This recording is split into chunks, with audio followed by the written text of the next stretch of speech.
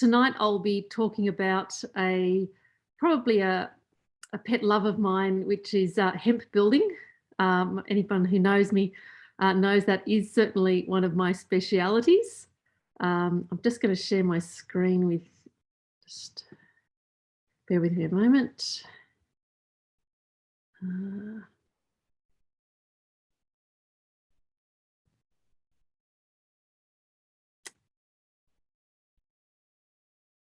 Just bear with me a moment. I'm just getting this set up.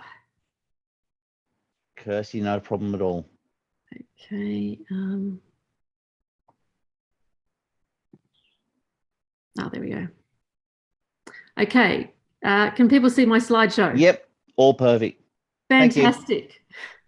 So I've been given 15 minutes tonight, and so what I thought I would do is talk to you 15 reasons why you should build with hemp. And there's lots of really fantastic reasons. So first of all, the hemp plant itself is an amazing plant. You can get fibre from the outside of the plant. For hemp building with hempcrete, we use the hurd, which is the inside of the stem. You can also get hemp seeds, which are a great nutritional food, and CBD oil for medicinal purposes. So it really is an amazing plant. One of the things is that it's a very fast growing plant, and it can go from planting to harvest in about 3 to 4 months, which means that it can be grown between other crops. And preferably for building, we would use a fibre crop, but we can also use for building crops which are grown for seed. And they primarily grow seed crops in Tasmania.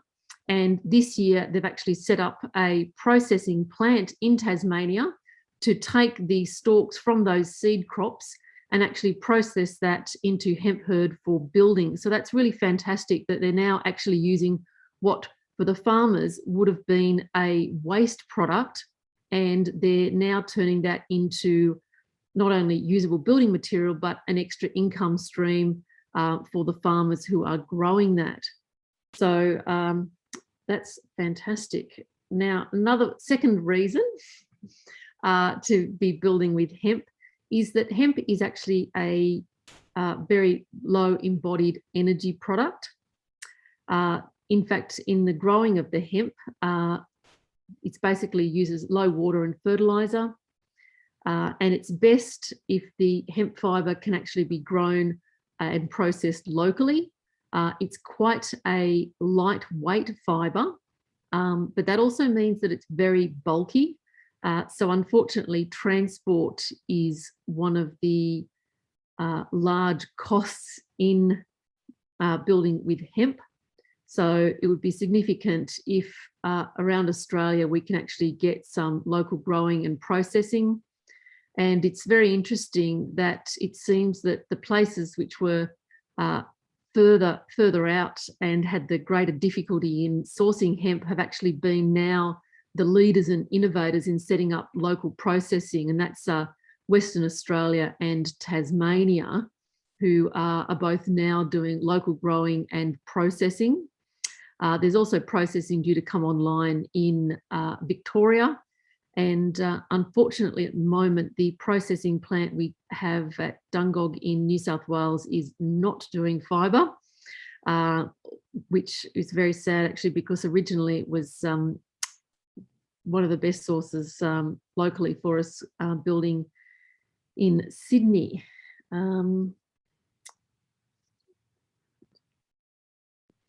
One of the other great things about building with hemp is that it is carbon neutral.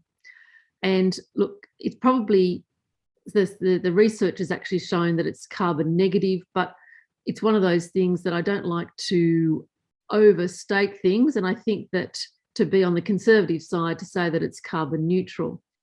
And it does that through a number of different methods.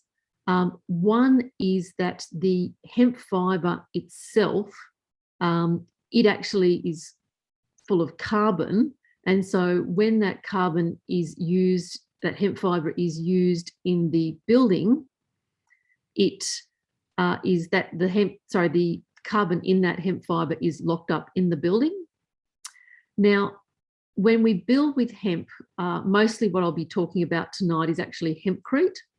And hempcrete is made from a mixture of the hemp fibre, which I showed you before, which is the inside of the hemp stalk. So the outside of the hemp stalk is used for, which are the long fibres, are used for things like clothing and sheets and those sorts of things.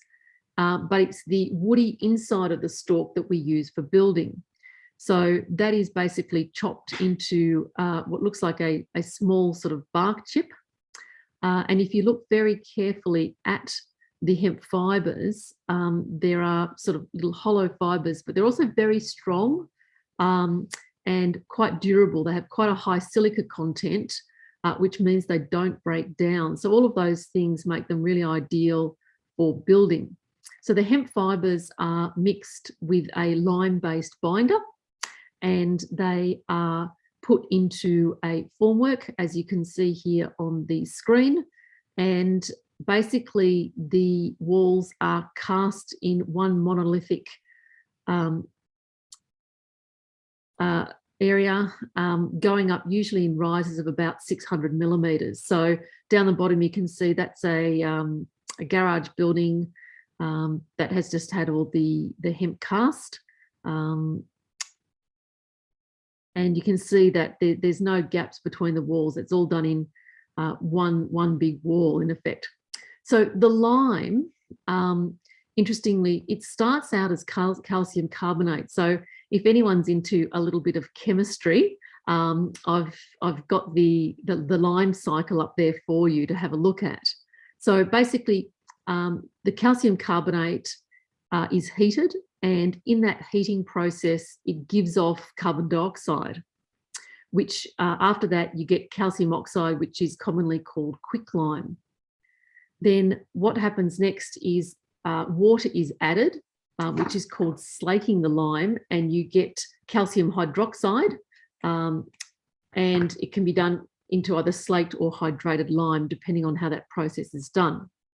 So it's usually the hydrated lime which we are mixing with the hemp fibre. So the hemp fibre is effectively our bulking agent and insulation, and the lime is like the glue that holds it all together.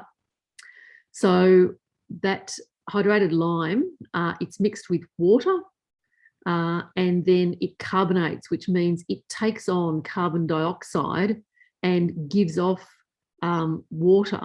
And that's the drying and taking on of carbon dioxide. So effectively, what's happening is that carbon dioxide, which was given off at the beginning when the limestone was heated, is then reabsorbed over the life of that material. And one of the great things about lime is it actually just keeps getting harder and harder. It has a very, very long lifespan, and the lime actually goes back to calcium carbonate, which is your limestone. So in effect, you're creating a fibre limestone composite there. So if we add up, it's acknowledged that certainly that energy is used in creating the lime, and certainly there is not as much energy or heat that's put into it as is creating, as is used when we create cement. But if we add up the carbon dioxide, which is locked up in the hemp fibres, together with the carbon dioxide, which is reabsorbed from the air when the material carbonates, we actually end up with a better than carbon neutral material, which is absolutely fantastic when we really should be looking at what all of our building materials are doing. Another fantastic thing is that hemp is a natural material. So I actually came to hempcrete from a natural building materials background. looking at using natural fibres, using natural earth. And some of the fantastic things about natural materials are that they tend to be low embodied energy, because there's usually less processing involved in them. They also tend to be more renewable because they come from natural sources, although not all, because things like stone, of course, aren't renewable, but things like earth, I mean, there's a huge amount of clay on the earth. And they also tend to be low toxicity. And so I think that we really should be looking at building more with these natural materials because of this renewability, low toxicity, and just trying to avoid a reliance on highly processed materials coming from fossil fuels, and not using as much plastic, because that also then helps at the end of the life of the building. One of the fantastic things about hempcrete is that it is recyclable. So if we're looking at the total life cycle of a building, not only do we have to look at the energy that goes into creating the material, transporting the material, the energy that's used during the life and use of the building, but we also need to look at, well, what happens at the end of the life of that building. So one of the great things is that for hempcrete, you can actually crush the material and reuse it, 10% of the old material in remaking more hempcrete, or in fact, it can be composted, being a natural material once that's broken down. So the slide I've got here at the moment shows the top house is a house that was built out at Armidale, and the bottom one is a lovely little cottage which is being built near Mullumbimby. And just to show you also the versatility of what you can do with this material, I've got a beautiful curved corner. So this is going into a house where the hempcrete walls will be left unrendered. And so it's a beautiful featured corner there showing those wonderful natural fibres in the wall.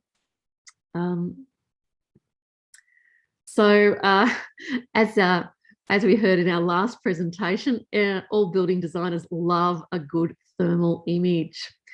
Look, one of the fantastic things and one of the real selling points for using hempcrete is its thermal performance. So good thermal performance means lower energy bills and lower costs to run the building. So the more that we can do this using sort of passive methods, the less energy we're having to use to put into our buildings. So a hempcrete building with walls 250 millimetres thick gives an R value of 3.3, and a 300 millimetre thick wall will give us an R4, which are really good values for our walls. You can also use hemp in the ceiling, hempcrete in the ceiling, but it's a much lighter mix, so it gives you much better R values. I'll just go back a bit also.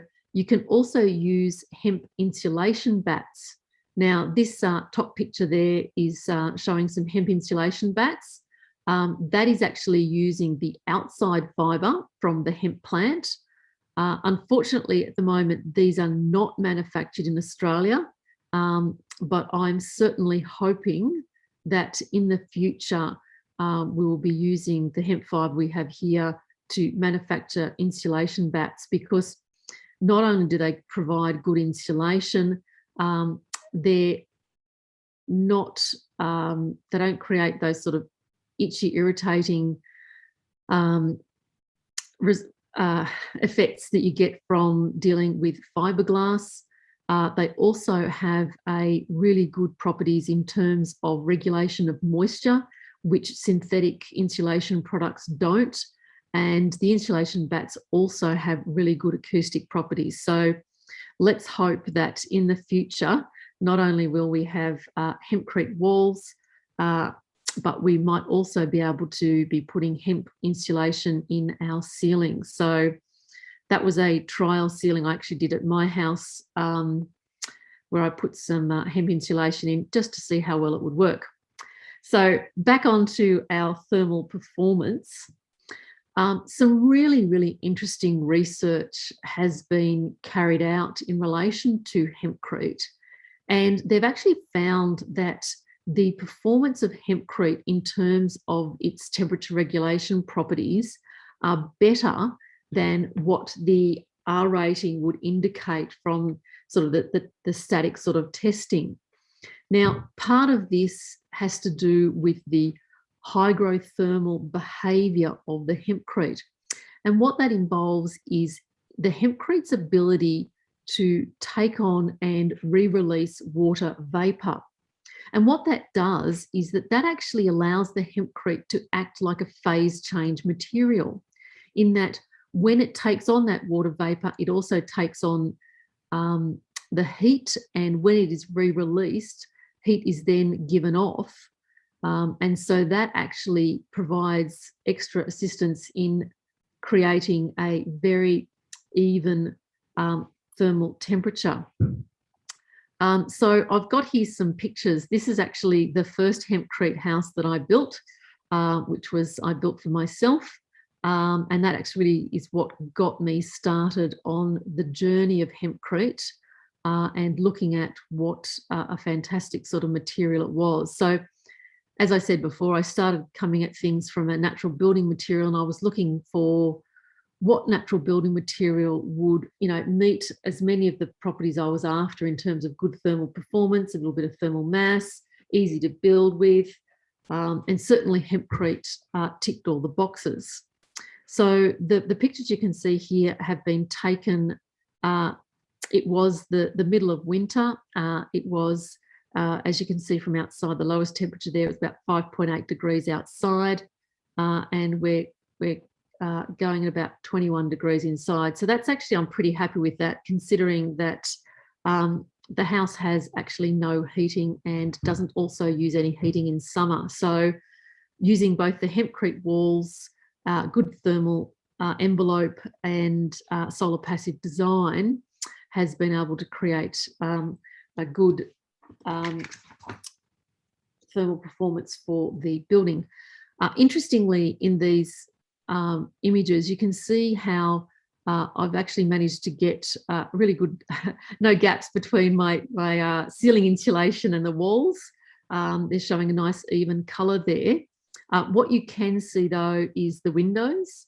So they are in fact double glazed windows, but they are standard in aluminium frame. And so the images are actually showing that I'm losing more heat through the frame than I was through the double glazing. And the bottom picture, so the two pictures with the yellow walls are actually taken from the inside looking out, and the bottom picture is actually taken from outside. And that yellow line you can see on the outside of the wall is the edge of the concrete slab. So back when I built this, I wasn't doing slab edge insulation on my buildings, which I'm very much encouraging my clients to do now. And you can see very, very clearly the heat is coming not through the walls, but it's coming through the edge of the concrete slab. And I'm also losing quite a lot through the window frames. So that's sort of really interesting. The other great thing about hempcrete is it also has a little bit of thermal mass. So that helps in the temperature buffering by providing that sort of thermal inertia. And for the hempcrete, what they're looking at is it has about 1400 to 1550 joules per kilogram. Now, to try and put that into some perspective, water, which has a very high thermal mass, is 4,200. But a concrete block, which we would normally consider has quite a lot of thermal mass, is of 1,000 joules per kilogram. Brick is 800, and timber, steel is about 480. So Looking also then at the thermal envelope, hempcrete is really good at giving you a well-sealed building. Now, this is for a couple of reasons. One is because the walls are sort of a monolithic wall, you don't have lots of gaps between different materials. So another one of the great things about hempcrete is that it's one material that can replace, it replaces your external cladding, it replaces your insulation, it replaces your vapor permeable building wrap, it replaces your interior lining. So this one material is doing all of those things. And so what it means is instead of having lots of gaps between all your different building materials, you have this one gap-free wall. Now, I've also got a picture here showing hempcrete being installed by spray installation. And one of the great things about that is you can see it up and around those LVL rafters, and that by having that sprayed around those rafters, we've got no gaps there at all. The other thing is that hempcrete actually can build buildings up to passive house standard. Passive house buildings have been built with hempcrete in Ireland, the UK, Belgium, and there's one currently being built in Tasmania at the moment. So the lower picture there is actually the hempcrete house in Ireland being built, and you can see they've got their slab edge insulation there. So that's a really good detail we need to remember. And it's just really a matter of making sure you get your air tightness right between your hempcrete and your windows and slab. And in these circumstances, they will usually use the internal render as the airtight layer to achieve those low air change standards that are required to reach passive house. So I was talking before also about the vapor permeability of hempcrete. So that is a benefit not just in terms of its ability to do like a phase change material, but also what it means is that we don't have problems with condensation buildup inside our houses. And just to have a look at the vapor permeability, so the vapor diffusion resistance of hempcrete is 4.84. And if we compare that to a really good vapor permeable building wrap, which is the Proctorac EnviroSeal, it has a vapor permeability of 4 to 4.55. But if we compare that to something like plasterboard, that's 1.67, plywood 0.1, and plastic paint 0.06.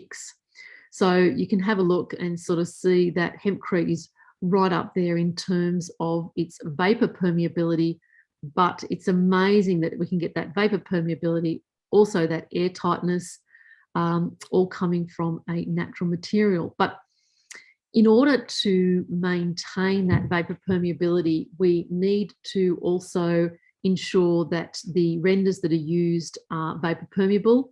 And so generally we'll use a lime render on the outside, which you can see that's going on there in the bottom photo. You can also use on internally, you can use a clay render. Clay is very good also at managing moisture, and the picture on the left is actually has used a natural gypsum plaster there. Okay, another one of the great things about hempcrete is that it actually provides really healthy indoor air environments. It's interesting to note that the first approved hempcrete house that was done in the United States was built in North America by an architect for his daughter because she was suffering from multiple chemical sensitivities, and he built the family house out of hemp. So that's really interesting. So the lime that's used in the hemp means that the lime prevents mold, as well as the vapor permeability of the walls, preventing condensation buildup, and the low toxicity of it. So can create really good, even humidity in the houses, no mold, and that ability of the hempcrete to create and maintain even humidity has led to some interesting applications of hempcrete. There was a facility in the UK which was the storage facility for a number of museums, and they actually ended up retrofitting the storage sheds with hempcrete to deal with the moisture, because, as you can understand, a lot of artifacts and historic items need to be kept at a regular temperature and humidity, and they were able to do that with the hempcrete without having to use mechanical sources to do that. If we also have a look, fire resistance. Interestingly, I've actually had the privilege of doing a design for a hempcrete house for a house that was lost in the recent bushfires. And it's really great that the owners are choosing to rebuild out of hempcrete. And certainly it was the fire resistant properties as well as the environmental and thermal performance that led those clients to choose hempcrete. You can see here on the right there is a demonstration wall, and that black patch there is where a blowtorch has been held up to the hempcrete wall. So hempcrete will not ignite, it will not spread flame, and it's really fantastic also at not spreading heat, so providing insulation. So the hempcrete has been rated up to BAL-FZ, which is a 30-30-30 rating, but it's also been tested up to a 60-minute rating. It got 73 minutes, that's a 300 thick wall, got 73 minutes for structural integrity and insulation. And the other pictures you can see on the left are, this is a hemp house down at Nelligan. So you can see it up close. It's probably about 8 weeks after the bushfires went through and things are starting to regrow. But in the bottom picture, you can see that house in the background. And you can see that basically the land up to it was completely burnt. So the area around that house was subject to the, what they call now the Black Summer bushfires. And sadly, the neighbouring house actually burnt down. So the reason that the hempcrete house survived was that the owner was there. They had water tanks, they had their pumps, they were defending, they had a good asset protection zone. But talking to the owner, she was certainly reassured that the house was made from hempcrete, and her plan was that if she couldn't defend outside, she was going to retreat to the house as her protection. So, I've actually, there's a house that I designed currently being built at Blackheath, which is in a BAL-FZ zone. So yes, hempcrete can be built and approved in a flame zone. Another one of the great properties of hempcrete is acoustic insulation. You can see the bottom photo, it's actually being used for a music studio on the North Coast. So they've actually left the walls unrendered because the acoustic performance is better without there being a render on there. And the top photo this is actually the first approved hempcrete house in Australia. This is done at Table Cape in northern Tasmania. And I visited that house not long after it was built. And I was really, really struck by just how amazingly sort of quiet it is inside, because this house actually overlooks Bass Strait and really cops the weather. And so just feeling how the acoustics of it sort of just made a really sort of calm feeling house were fantastic. Other great things for hempcrete is it's termite and vermin resistant, but that doesn't mean that we don't need to still ensure that we have our termite protection in place. But what it does mean is that the termites don't like to eat the hempcrete because of the lime, and also the hemp has a high silica content, so they don't like that. Another great thing about hempcrete is that it's really compatible with standard building construction, and so you can get trades on site, and it's something they can sort of work with and understand. And I sort of compare it to sort of greater difficulty with other natural building materials like straw bale or rammed earth, where it's much more difficult to run your services. So the great thing about hempcrete is that you can do it around a standard timber frame. So this timber frame here was just made off-site in a timber frame factory. The only difference we had is that we had to use diagonal strap bracing. We couldn't use sheet bracing, and that's because the hempcrete goes around both sides of the frame. But you can see here that we've put conduit in and just run our services. That's a power box there. And it just means that it's really easy for other trades to sort of come in and work with the hempcrete, which is just really, really useful. I think that's one of the reasons why hempcrete is becoming, of the natural building materials, one of the more mainstream ones. Now, quite an unusual one to put in relation to building, one of the great advantages, I would say, is actually community building. And that really means two things. One, the community building a house, but also building community between people as well. Now, hempcrete can be built, commercially. A contractor can come in and do the hempcrete, or the builder can also do the hempcrete walls. But also there are increasingly owner builders wanting to do the hempcrete walls themselves because they can, and it's great to have that involvement in the construction of a house.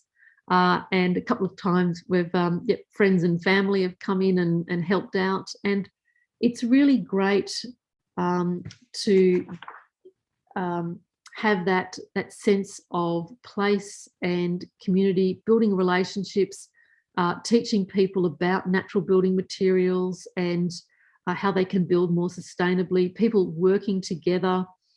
And when you have a finished house, the house already has a story. It has a history, it has a connection to people and a connection to place. And that's just a really, really fantastic sort of intangible thing that natural building can sort of often bring to a house. It's no longer just some impersonal building. It's sort of a lived-in structure right from the start, with people's sort of heart and sweat in it. One of the other great things about hempcrete is it's really flexible in terms of its styling. You don't have to have, you can't sort of look at a building and say, oh, that's a hempcrete building, like, they all look the same. So you can have like a traditional cottage looking building. You can have a very modern contemporary looking building. Here you can even see they've actually put a timber cladding over the top of the hempcrete. That's located in a heritage area in Kyneton in Victoria.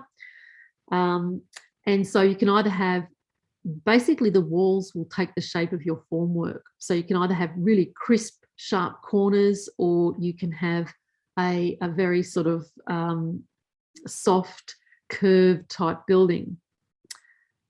This is a beautiful contemporary house, which is done by one of our members, Pat Swain from Cooma, and some really beautiful work there. Very contemporary house. This is my first hempcrete house that I built, which I'm super proud to say I won a 2015 Building Designers Award for. And we have another one of our members, Tracy Graham. She also won a Marrickville Council Award for, this is our hempcrete extension in Marrickville. We also have the very talented Balanced Earth building from the North Coast, who've won quite a few awards with their hempcrete buildings. So you can see really beautiful sort of contemporary work there, some exposed hempcrete as well. And I know I've sort of gone a little bit over time. Thank you for starting me early. But if you want to find out further about hempcrete, there's just some resources that are available. A couple of good books to have a look at. The Hempcrete book by William Stanix and Alex Sparrow. That's from the UK. Another great one, Essential Hempcrete Construction. That's from Canada. That's a really clear, easy to read sort of guide. If you want to learn more about some of the science behind it, some of the books on the bottom there are quite useful. So that's me. Thank you very much for your time this evening, and I hope you've learned something about hempcrete, and I hope you'll now consider in the future, when you're looking at what building materials you might consider hempcrete. If your clients are looking at building out of something a little bit more natural and sustainable, you'll consider suggesting that to them. I don't know if I have any time for questions. Yes, thanks a lot, Kirstie. We've got some questions there. How is the UV stability of hempcrete? I haven't actually looked into the actual UV. I've not known that it's had any issues with UV breakdown. I've certainly had it left unrendered for externally for a long period of time, and certainly can be left unrendered internally. Generally in Australia, I would render it externally because there are small voids in the hemp, and you just don't want little spiders living in every little nook and cranny of the outside of your house. But as I said, I don't really know the details of it, but I've not had any issues with UV being a problem. Okay, great. Another question, is hemp expensive to build with? In terms of that, it's about similar to brick veneer.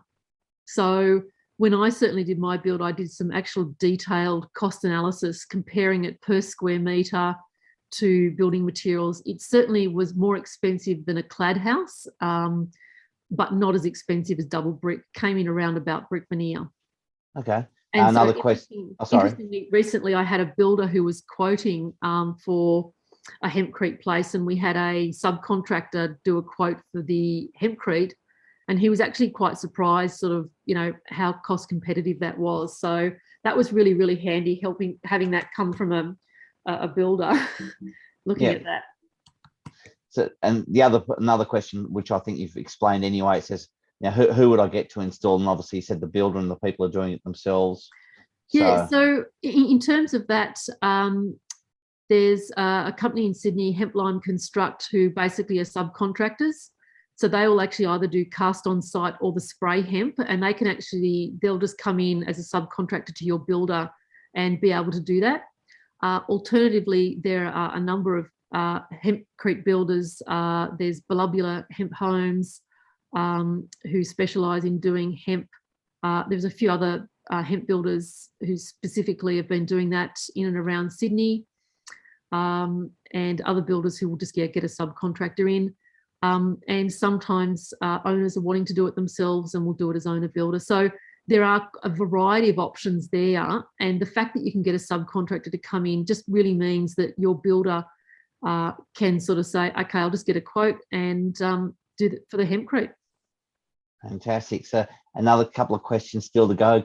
Sure. Sorry. How durable is hempcrete against water penetration with uncoated surfaces? Yep. So in terms of that, they did some testing in the UK where basically they had a high pressure hose effectively sort of spraying against it for 72 hours. There was a little bit of water penetration, but I mean, that was an extreme sort of test there. But normally what would happen is if the outer layer gets a little bit damp, it will dry out. So certainly that testing has been done.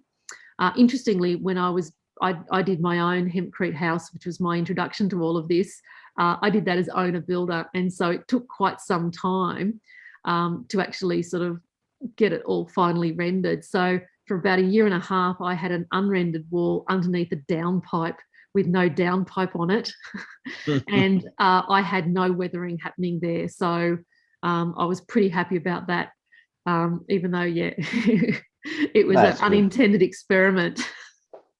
And we've got the last question for you from Steve. He's saying, thanks, Kirstie. Do you recommend building the roof before or after creating the hempcrete walls? Look, I tend to put the roof on first because it gives you a sheltered area to work underneath. But another builder, James Isaacs from Belobular Hemp Homes, he actually prefers to put the roof on later.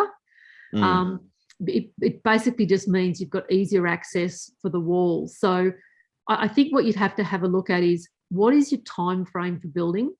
What is your climate and what time of year do you anticipate doing the hemp? And how long do you think it's going to take you to do your walls when you're considering whether you'd put the roof on first or not? Yeah, and then look, I think if you're a construction company wanting to build it, you want to get those walls up as quick as you can before the roof goes on for I guess, easy access into all those areas. Yep. So thanks very much, Kirstie.